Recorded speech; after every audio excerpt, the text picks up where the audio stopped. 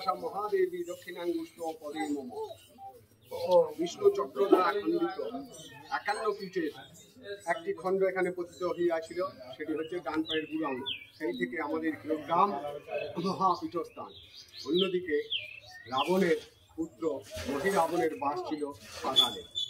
তাঁর আরাধ্যা দেবী ছিলেন দেবী ভদ্রকালী।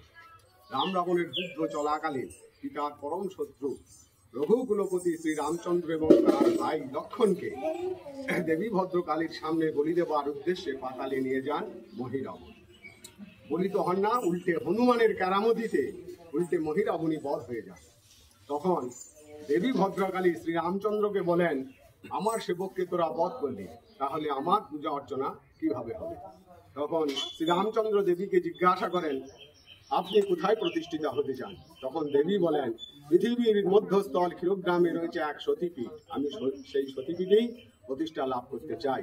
হনুমান তখন এক স্কন্ধে রাম এবং লক্ষণকে, অপর স্কন্ধে দেবীকে লইয়া এখানে কিলোগ্রামে প্রতিষ্ঠা লাভ করেন। সেই হচ্ছে আমাদের মহাপূজা 31শে বৈশাখ।